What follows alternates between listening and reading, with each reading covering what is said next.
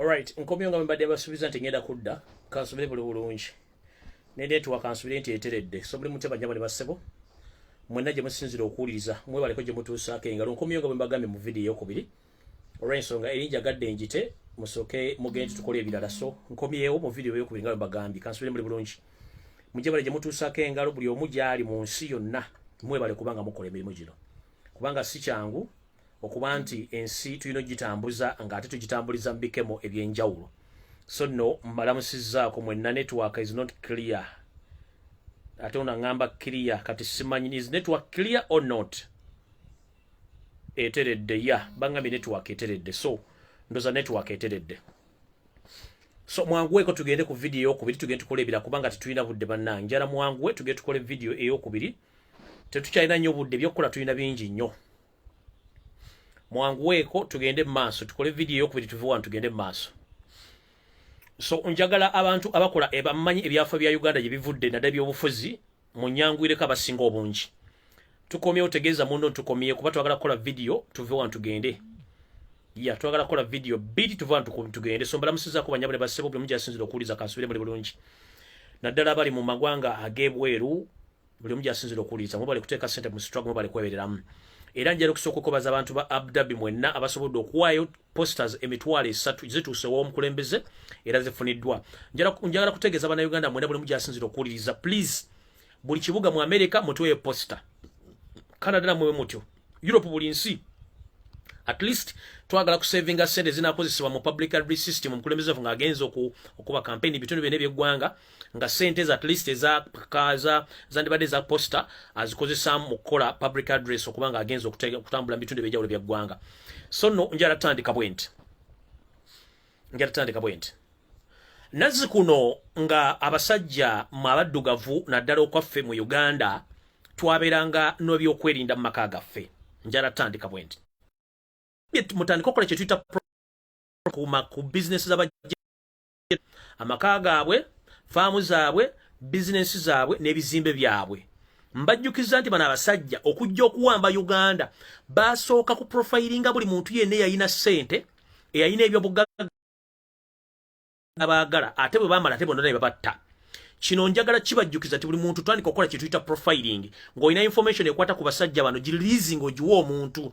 Bloga yenna oba agipostinga oba ajogera live please mukikole kubanga twetaaga okumanya abasajja bano na kubalaba ntusobola bakola kibagala tusobola kibakola. So nja kubasa buli muntu alina information twagala kukola kye bayita profiling nabo basajja abantu tukole ki tubakoleko nabo kye bayina okukola. Njala tandika bwenti. Nazi kuno mu ggwanga lyaffe ya Uganda mu buwango bwaffe obw'abaddugavu mu Uganda twabanga ne kye tuyita ebyokwerinda mu maka. Era omusajja omuganda, omusajja omulugwala, omusajja omusoga, omusajja omukonjo, omusajja omutoolo, omusajja omukiga, omusajja omunyankolo oligino. Munju yabeerangamu n'effumu. Munju yabeerangamu n'omuggo, munju yabeerangamu n'ejjambiya, munju yabeerangamu n'akasaale nga byakwerinda. Nazzi kuno ffe tubeera awo tolinamu wadde akasaale, tolinamu wadde ejjambiya, tolinamu wadde effumu. Ekyo nno kikuteeka obulabe mu buzibu olw'ensonga nti abatamanya ngamba bajjanga okubba oba be tuyita abantu abazindukiriza nga abantu mayumba naye omusajja omuddugavu edda yabeeranga n'ebyokulwanyisa bye ng'akuuma maka ge n'abantu. Sibagamba nti mutambule n'ebintu bino ku kkubo nga mwekalakaasa nedda. Ange sawa je bujja bugenda kudda ku bunnaabwo. So buli muntu yenna omusajja omuddugavu naddala ng'oli mu Uganda sawudde mwani mutandika okunyweza ebyokwerinda byammwe mu maka gammwe. Mukalukano mugenda kugiramu ababbi, mugenda kugiramu abatemu, mugenda okugiramu abatamanya ngamba. Kino nno kitegeeza ki buli musajja yenna ng'olina amaka oteekeddwa okuba ng'okikola ng'omusajja omuddugavu obeera n'effumu nju, obeera n'ejjambiya, obeera n'akasaale byakwekuumisa ng'omutamanya ngamba azze mu njuyo. Ebirina okubeeramu kubanga edda abantu babanga n'ebyokwerinda byabwe. Ekiro nga tewamuyise abatalina application era ne mu kooti bagenda kusiba kubanga ne mu constitution mulimu kye tuyita self defense omuntu osobola okwekuuma. Awo no sijja kulwawo. Abamanyi ebyafaayo by'obufuzi bya Uganda waliwo eyafugako Uganda gwe bayita Lule. Luno yafugako Uganda ebbanga etali ddene naye Uganda yaleka agikoledde ebintu byanjawulo nnyo naye batamanya ngamba bamusuula ne bagezaako muwamba era gavumenti ye neegwa abantu banna Uganda ne beekalakaasa nga bagamba twagala lule oba tufa tufe abamanyi obungi mukyakimanyi bagamba nti twagala lule oba tufa tufe era basinga obungi bali ku Constitution Square abatamanyi Constitution Square kyekibangirizi ekitunudde oba ekiri mbega kooti enkulu ku side ya waggulu era kyekibangirizi ku mukono guli bw'obadda ku Kampala Road kiri ku mukono ogutalya bw'obanga oli ku CPS bw'obanga kiri ku kooti ya ggulu mbagaliyo CPS waliyo kooti waliwo Bank of Uganda waliwo Crane Bank waliwo Centenary ekyo ekibangirizi kyekiyita Constitution Square bwamala okusuula gavumenti ya lule abantu beekalakaasa ne baga nti twagala lule oba tufa tufe ebiseera ebyo omusajja eyali mu mitambo gy'ebyokwerinda mu biseera ebyo yali Yosero Tabayisirwa mutabani wa Karekyezi yalagira amagye n'agagamba shoot and kill whoever is demonstrating ask for return of lule nkiddamu Yosero Tabayisirwa mutabani ali mu bitongole by'okwerinda yalagira buli muntu yana ali ku Constitution Square agamba nti twagala loba tufa tufe n'abagamba mubakuba amasasi mubatte era abantu bangi babakuba amasasi ku Constitution Square ne babatta nga Yoseri tubahabulwa mutabani wa Karekyezi yakoze eki yalagidde kati nno oyo musajja gwe tudiringa naye gwe mutamanyi kati nno ngenze maaso nga njala bawa information eno oba nsooka eriwa ndowooza nsooka eno still naye genda kubayamu oluzungu naye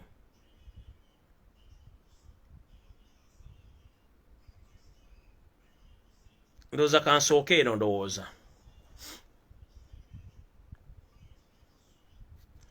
information esooka eri bweti mwali mufuddewa ne mwetegereza nti omusajja ono Chairman Opyonda atandise okukyusa amateeka agatali mu Constitution ya Uganda agafuga akakiiko k'ebyokulonda 1 ataddewo etteeka eriga nti ba presidential candidate bonna balina okubanga bamaze okufuna COVID-19 test ako kake mu Constitution tekalimu yavuddeyo n'agamba nti agenda kujjawo system gye tuba tukozesa remember system tugenda okulonda tulonda olunaku lweru tulonda president ne tulonda member parliament omutamanya ngamba ono balina akakodyo ke bazanya ye yagambye nti ku lunaku olwo tugenda kukyusaamu bamember parliament balonde ku lunaku lulala ne president balonde ku lunaku lulala kino ekivunulwa nti bano bagamba bwati nti during the process okulonda president nga tulonda MP Museveni ayinza okuluzinga mukuluzinga babati bakyasobola kontrolinga ki bantu olw'ensonga lizatu zijja kuva ziraba nga parliament yagulanya agitutte n'obukulembeze kyagulanya abututte bajja kuba tebalina bagenda kukola ki kulwanira kati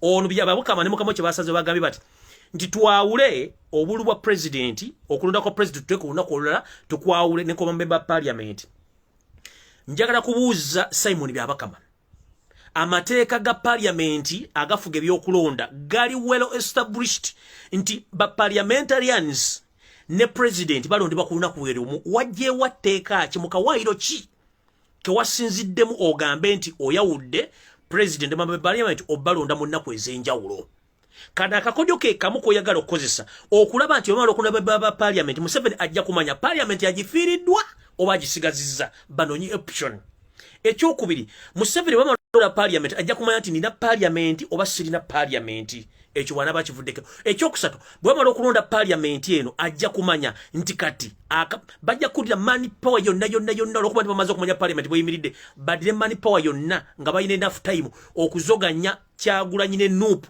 okulaba nti babba akalulu kubanga ba area MP bonna bajja kuba bamaze okumanya nti tuwangudde badire amaanyi gaabwe gonna bagayuwe ku presidential elections mukubba mukutulugunya mukusiba songa ate wano batubanga tuli mukakunizo ke kamu kwe kulonda president kwe kulonda member parliament tebalina kye basobola kukola twagala kubuuza Byabakama etteeka walijjeewa erikukirizo ya ulemu akaluka president n'akamember parliament eyo tricky ya kubba era nsaba balooya abakugu ne parliament mudde mubuuza omusajja ono lwaki yakyusizza ebintu bino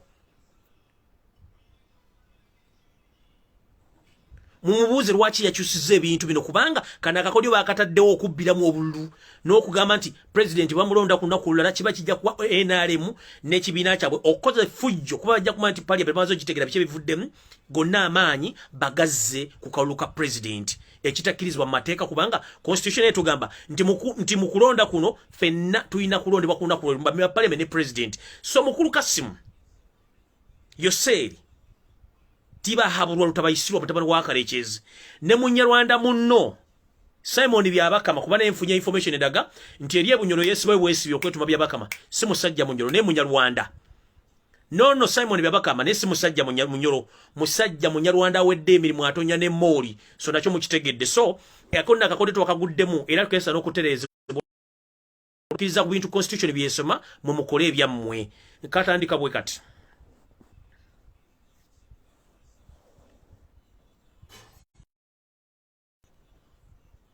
The man is going to steal votes. The president should be elected on the same day together with the MPs at the same time. You ought to vote MPs, women MPs, and the president on the same day. Parliament should be used to change the voting system.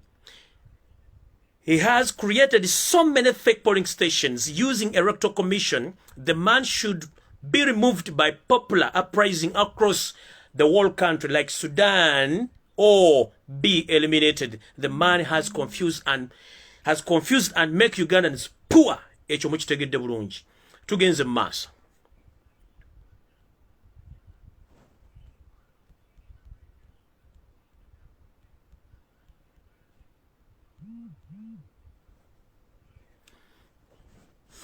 Mubadde muliawo NTV yaleta omukazi nemukolako information ng'emubuuza gye yajja ssente omukyala omusomaali gwe bayita Amina Hayasi. Omukyala ono Amina Hayasi ezo ssente zayogerako sizize.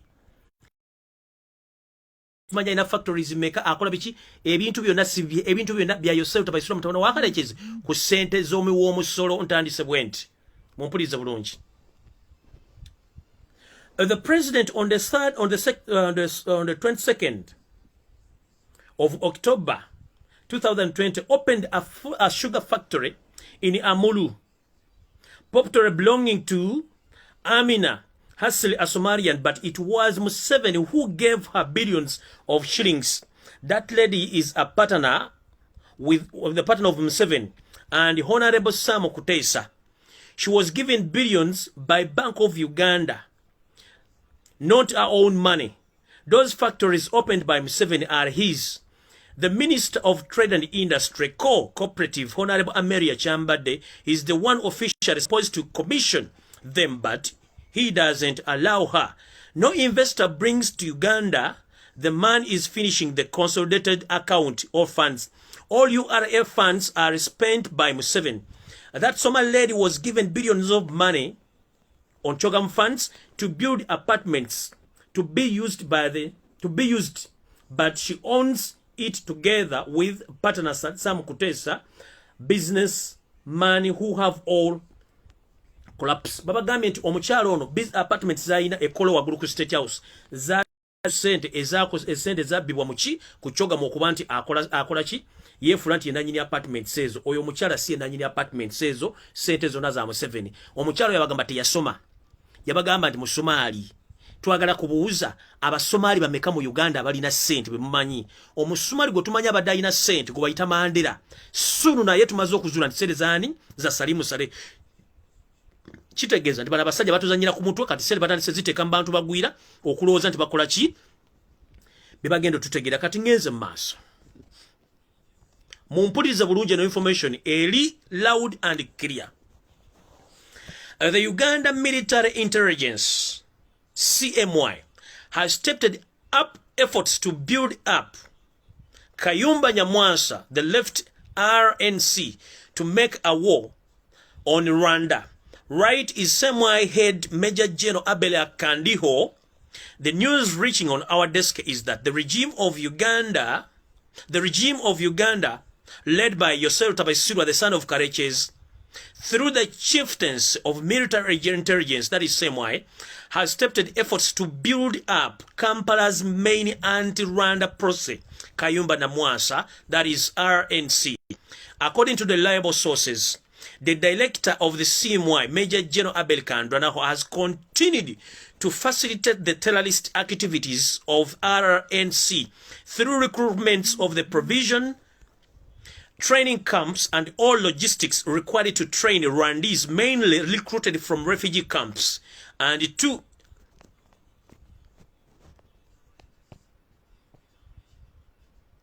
ndoza mulidde bulungi bana bagamba ati kampu eziri wansi zonna za kampu za Banyarwanda mwe bajja abantu abajja okutta bannayuganda ne bakola ebyabwe.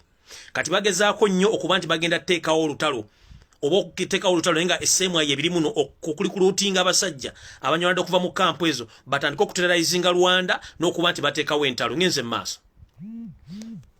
The semi agent working with RNC recruiters are researching new membership from different refugee camps, especially Nachi Valley and Chaka.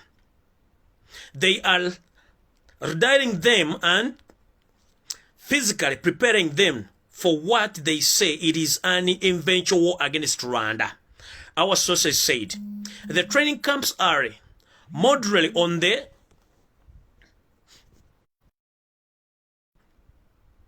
indoctrination tactics that have long been hallmark of Museveni regime for brainwashing ordinary Ugandans. All our sources reveal that Chaka courses that same way is running and train the RNC recruits purposely teach an ideology of blind hate against the government of Rwanda.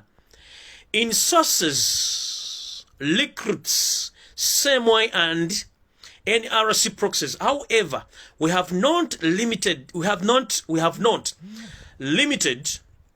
themselves to refugees camps. This website has past exposed how RCN agents in Kampala like Pros, Nabona, and Sula, Nuamanya, and Press Dongo Self-Worth Initiative have been fanning out all over Uganda, setting up NRC cells.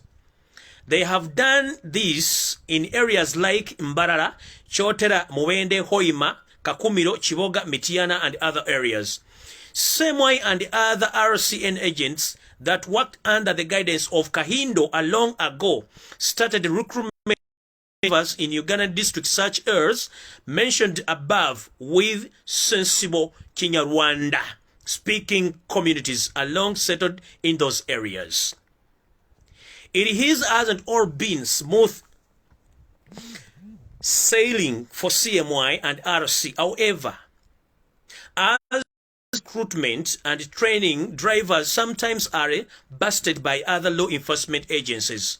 In this because CMY is supposed to work with ARNC and therefore doesn't inform other organs like police, sometimes even its own liaison officers in different regions of informed sources says.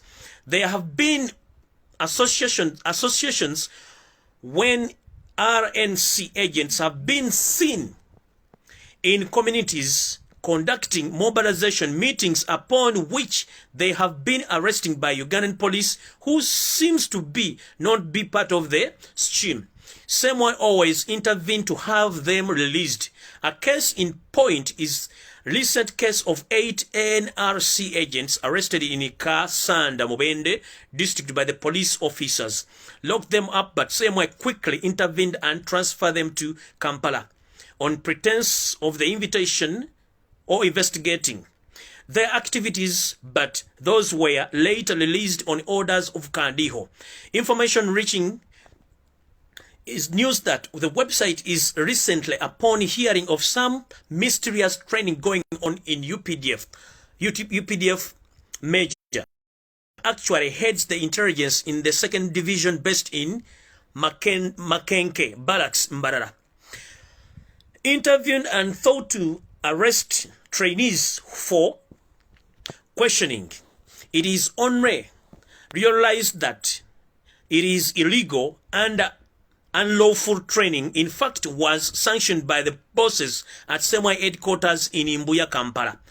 Kandiho had left such activities to go on without any knowledge of his liaison men in Imbarara. The man who left with no option but to back off. But after the NRC camp were exposed, they resorted to the cover of refugee camps, transferring training to Nachi Valley and Chaka camps. Respectively, beside the training in those camps, NRC, assisted by the CMY, has since June 2020 been training cadres at the safe houses in Bugolobi, located at Impanga Cross Street, Polit 21. This facility is guarded by Ugandan security officers.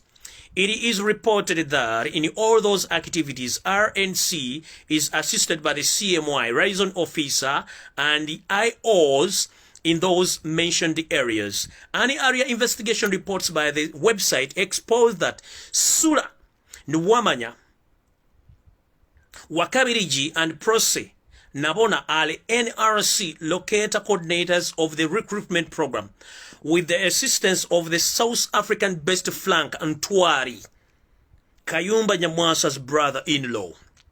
Other individuals like of Empute, Mpimak, Runanira, and Robert Higuro are the instructors that have been added to the likes of Gerivas Kondo and US-based NRC Secretary General Mpangi Intama Shobora, the UK-based RC coordinators in charge of mobilization, and others. They point out that not only in Kampala, anti-Rwandese hostility, a gross violation of anti-state relations such as activities, sabotaged the regional efforts on normalized relationship between Kampala and Kigali. Ndoza mulaba ensimbi z'omuwa omusolo gye zikola. Tulina abagwira abakyagala okukozinga entalo ne keesi mu Uganda.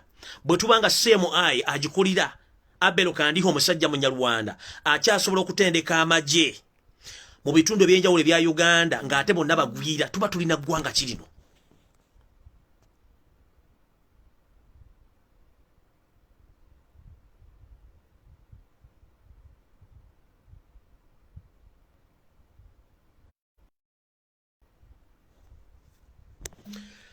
Ndowooza buli omu kimuuzaayo ku kye nayogera nti tuli mu under invasion oba occupation.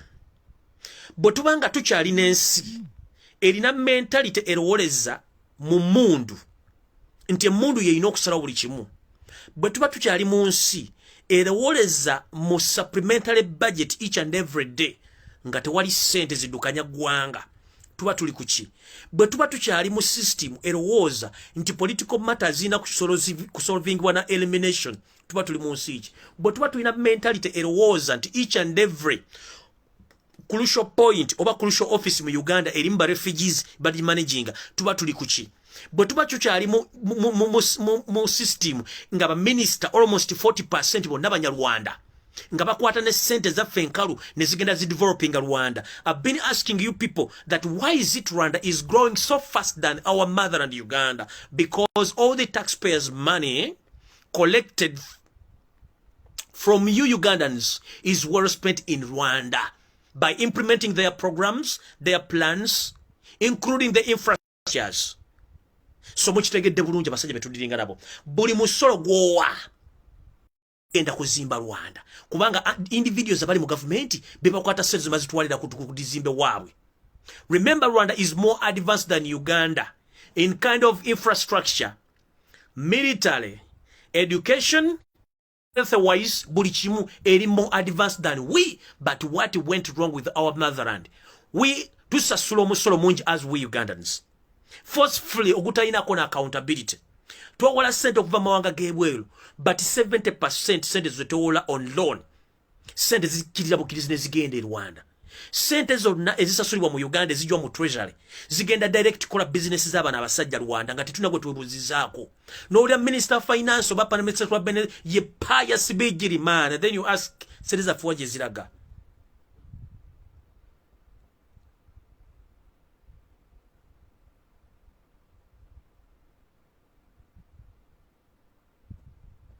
Bobanga tuina ideology ekyagenda ne tuziteeka mu nsi da zidi developinga.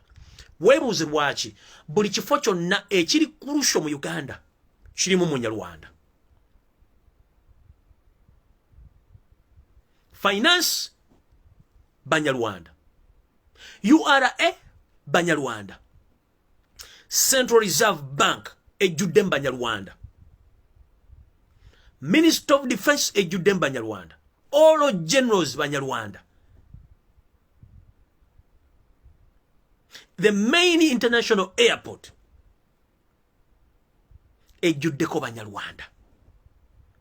The state house is occupied by Rwandese refugees.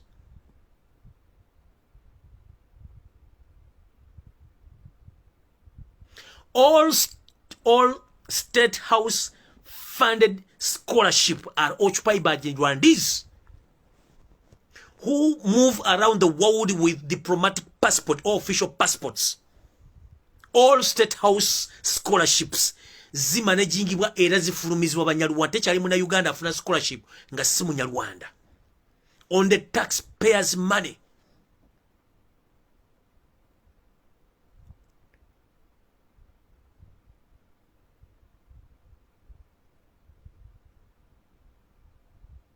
Rwanda yatandika okubeera mu 94.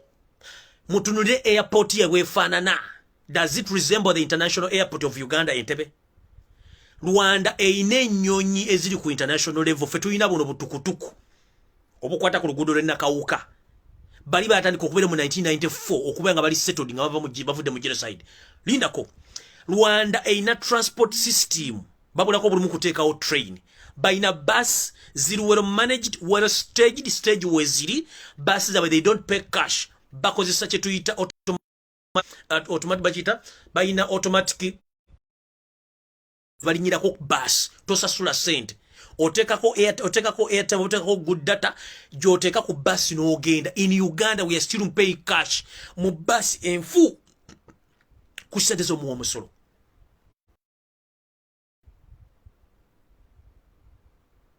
How many times have you heard that Rwanda babadde n'amata bagassa abantu oba gayingiridde abantu kuba buli kyumba kikoze?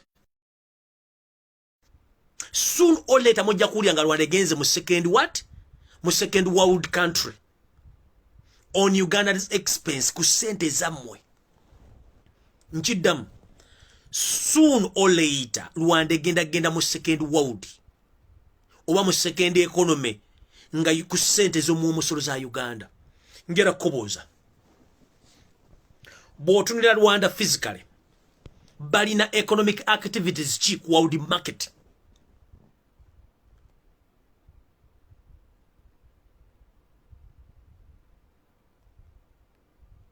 Batunda ki ku world market? Mazike, mwanyi, kotoni, kofi, balina kaki?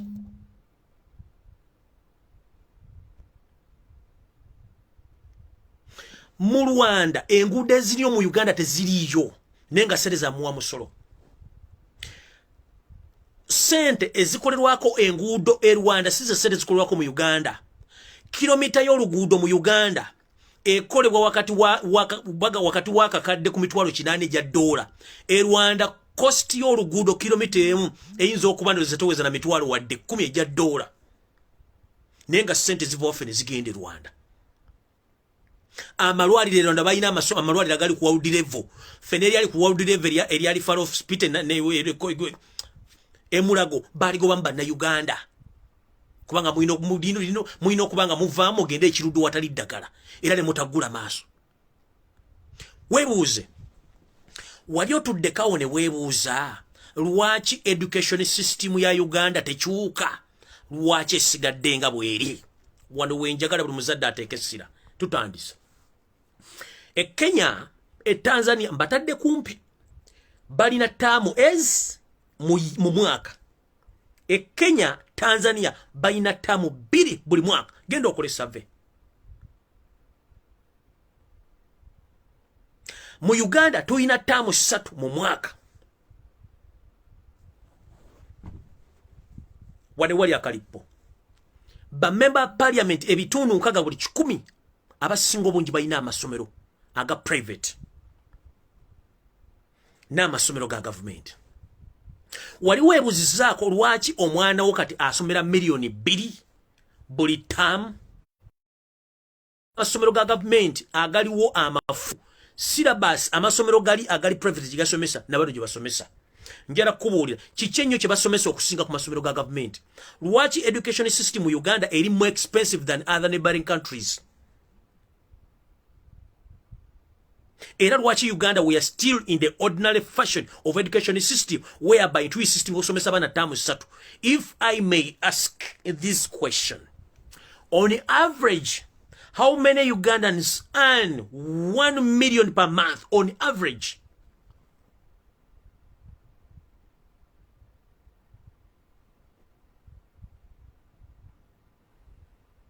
Njara munziremu. Bwabanga omwana wasomera 1.5 over 2 millions per term. That means within a year, bwosasula milioni 2 oze milioni 6 okonga tekuliko gula sabuni ngoye mifaliso bikite biriko. That means milioni 6 omwana wo bugenda okumalako mwaka mulamba ayinza okuba asomera milioni 10. But on average muzadde ki ayingiza milioni mu per month e Uganda.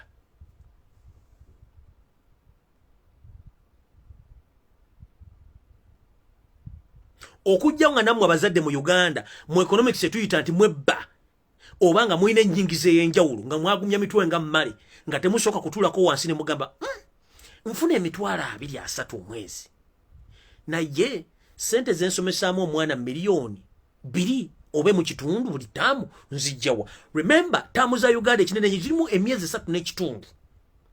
Then after 3.5 months you have to pay again 1.5 or 2 million Ugandan shillings to cope up with those government officials and members of parliaments abasomesa abaana baabwe.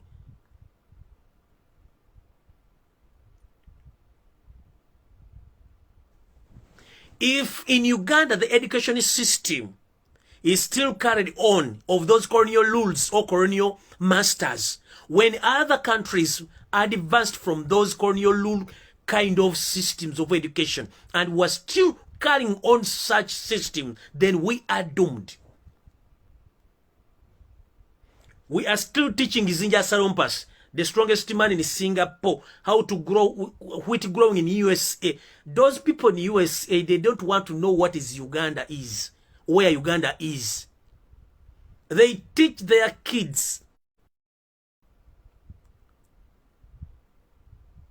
what they think that those kids they need at the world market. But for us, to somesa Zinja Salompasi, the strongest man in Singapore, nga neba na Uganda mutu ko basomesa ku A level, ko basomesa history, oba ku O level, ne basomesa South African history, European history. What kind of shit is this? Nagenda di mu South Africa some history wa ya nyamba chi, nga simanyi history wa Uganda. Simanyi geography wa Uganda, simanyi politics wa Uganda, simanyi bikwata ku Uganda, munsomesa America, munsomesa South Korea, munsomesa America, munsomesa history w'ensendala nga Uganda simumanyi. Bwemba simanyi Uganda, lwaki munsomesa bintu bikwata ku nsendala?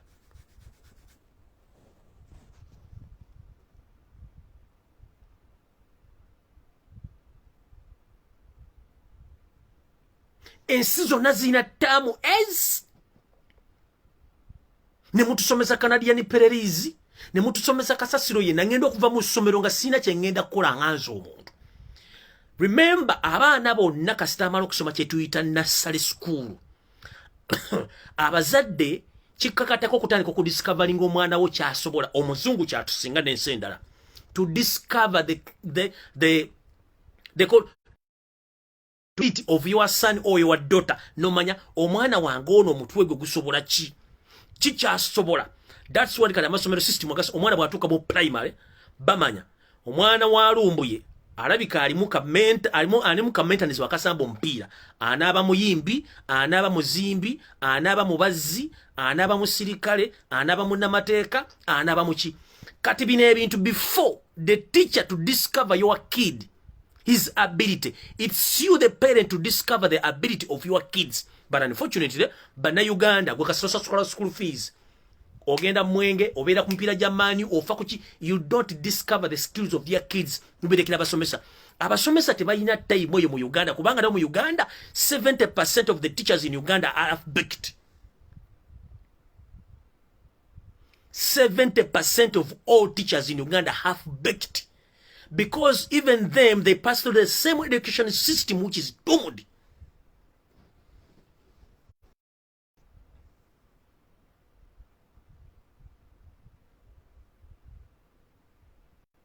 The same teacher abasomesa abaana bamwe, the same education eri dimu y'abakoloni gye balimu kati agenda kulayamba ky'omwana wo.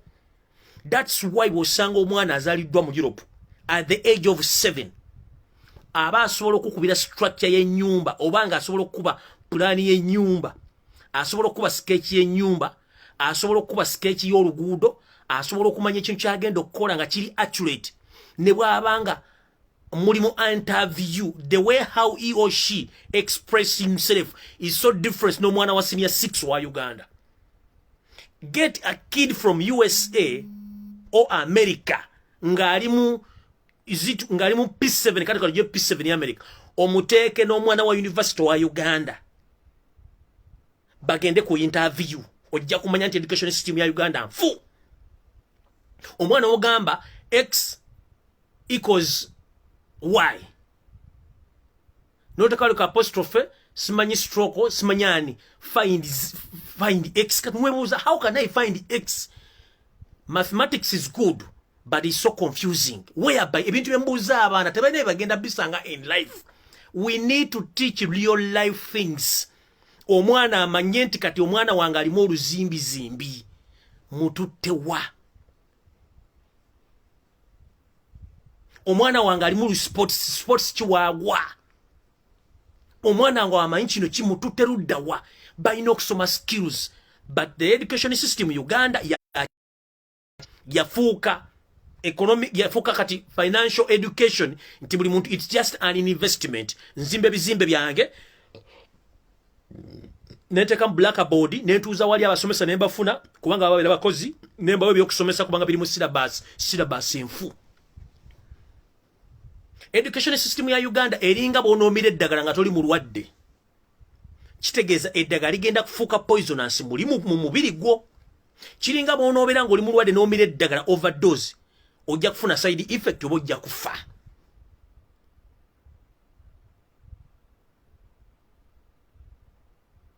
So fena twasoma zinja charompasi, twasoma strongest man in Singapore, twasoma wheat growing, abasinga obungi tuli ku byeyo. Singa mwatutegereza nti okusoma buzaala ne tumanya ki ekyokola ne tweyiya. The biggest number of Ugandans right now worldwide, they are not there because they want to be there. No, they are there because they went to look for green pasture. Abasinga obungi balina degree beera nguudo. Abasinga obungi balina degree bakola bayoza toilet. Abaana bali mu Buwarabu balina degree. Abaana bali mu Buwarabu balina zi certificate, bali mu kwoza masuwaani, kunaaza abaana b'Abawarabu na kusimula mayumba. Singa omuntu yalina obwongo butono nga tasobola kusoma, oyo no mind tasobola kusoma, ne mufunda ekintu ky'omuntu n'akikola nga mulungi mu kusiika pan, n'afuna tactics mu kusiika pan, discovering pan design zendala, design endala z'ebyokulya, oyo abeerawo. Ne ntudidde abaana tubapuushinga tubateekamu kasasiro wa education. So during the new regime, education system ya Uganda erina okubeera revoked. Yonna. We base on skills and discovering the ability of all kids in Uganda. Because Ugandan kids are very talented, but they lack a guidance. Through the education system and full.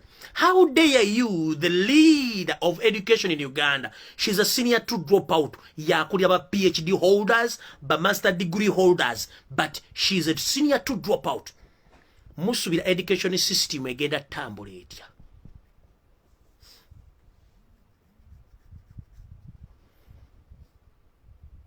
Ali waggulu akulya Makerere University alina PhD. Owa Minister of Education alina masters. Naye abakulira abo nabaga nti kino kibeero kino tekibeerawo, senior 2 dropout. How can we survive? We can't survive. If you find the X tubuzanga abana banji balina skills naye kubanga tebalina guidance career guidance teriwo basomesa nabo bali bayita mu system yemu toyina kyogenda kukyusa.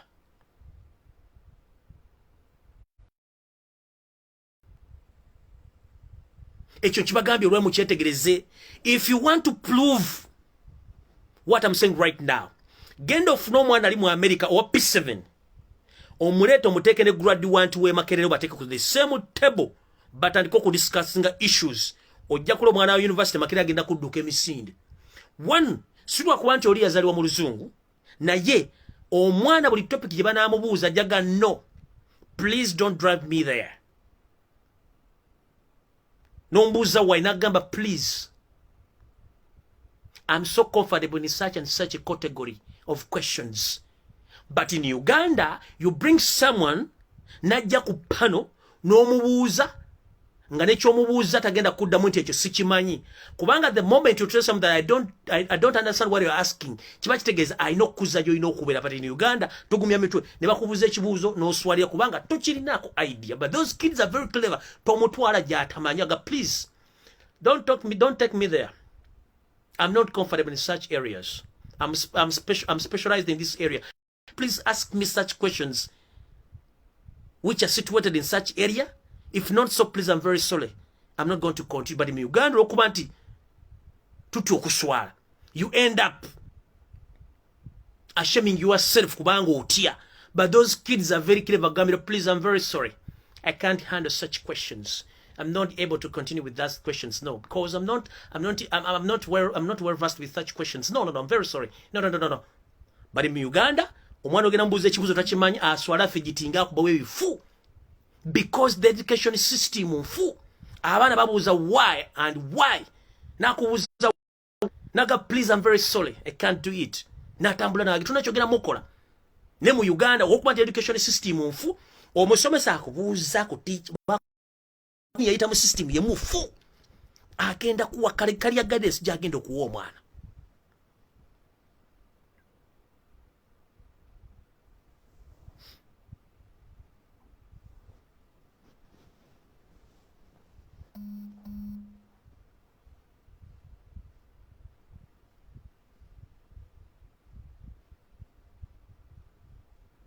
We should change and we should focus.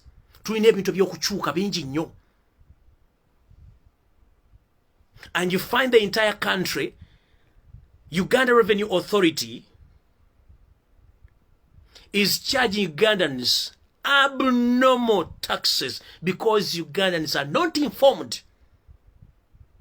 Nchidam, ekitongole kya Uganda Revenue Authority ne Kampala City Council and the other bodies aba collecting omusolo guli abnormal ku banda Uganda ne mbatuka no basiba kubanga tebamanyi mateeka atina mateeka tegari regulated.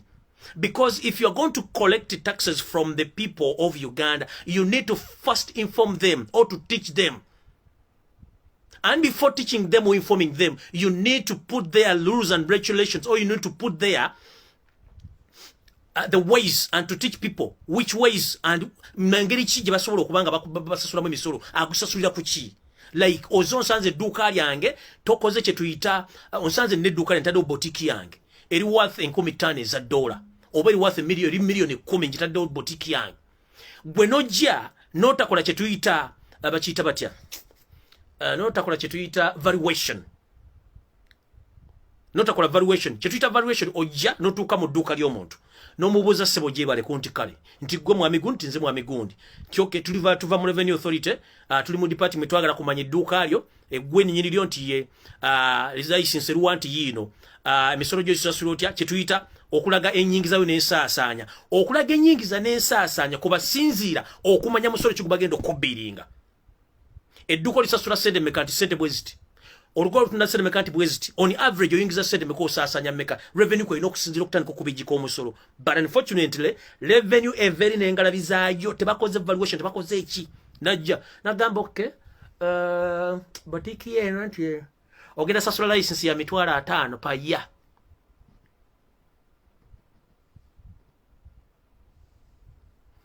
tamaze kunoonyereza business wagitandika ddi, erimu sente mmeka, oyingiza mmeka, osasanya mmeka, yabinaga agenda sasula segundi license ya mitwala 5 paya. Kati Revenue Authority. Muino kola chetuita sensitization. You sensitize the Ugandans to the fullest so that omusolo gwasasula agumanyi nga amanyine value yago. Kati nenda kuzino musoloza abantu omuntu alina capital amitwali no musolozo omusolo buli lunaku on daily basis nenga capital to muntu nuli desene atunda avocado 15 zalina mu kibbo. Imagine omuntu alina avocado 15 avocado ya nusu 10 azeti kokuva enakawa ayingira ekibuga atunda avocado emwemu wa state council namusanga watu dena mugamba njagala sende omusolo njagala omusolo oba sicho n'omukwate kibo kyo avocado n'kikasuka wansi avocado n'omunyiga yena naayika neto maze kubuuza omukazi no wetikire kibo kyo avocado mulimu avocado 20 nga bikyo avocado kya sente ayina sente mekaza atadde bu.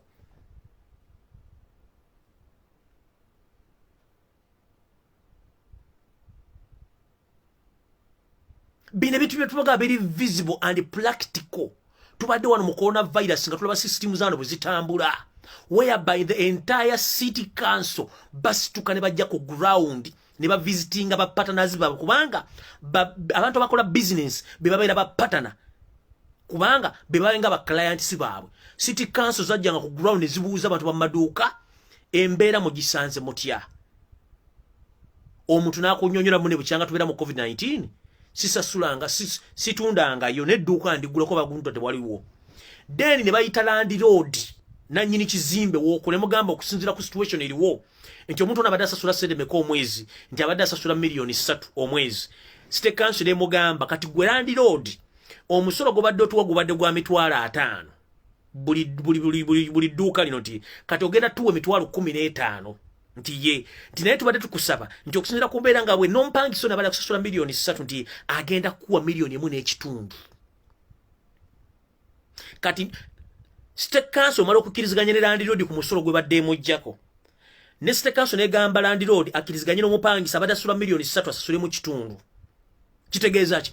Then State Council egenda kuddira omupangisa mugambe nti obadde osasula omwezi obadde okola sente mmeka ng'ajja ebitabo nti abadde okola million 8 omwezi nti tubadde ebitabo biraga nti obadde otuwa omusolo gwa million 1.8 nti ye katogenda tuwe 1.8 million tukujikugyeko olw'embeera eriwo mpaka until further notice. Babadde bakikola nga routine after 2 months bakibera kubakira yansi baabwe engeri gye balina okufunamu omusolo okendeza ku musolo ku bantu after bwe bava ne bagenda mu banka bazira nyo bagati teri muntu yenna ayina loan mu banka akirizibwa kuddamu kusasula sente zina until further notice economy ngeguddewo era ne bakikola. Right now business zaggulawo abantu batambulira eyo kalakasa mbwate zinnagadde tebiriyo kubanga abantu bamanyi kye bayita business bamanyi gye bajja omusolo mu Uganda. Olabiranga ennyonyi enswa egoba ennyonyi omusolo agoba na nyiri bintu agoba wa revenue kubanga tulina babbi.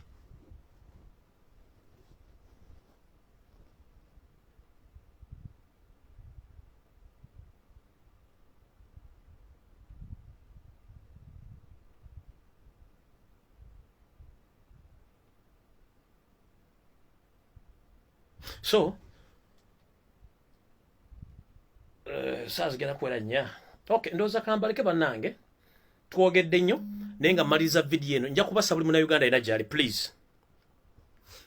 Tulinde tukwasaganye omukulembeze osamala okwewandiisa.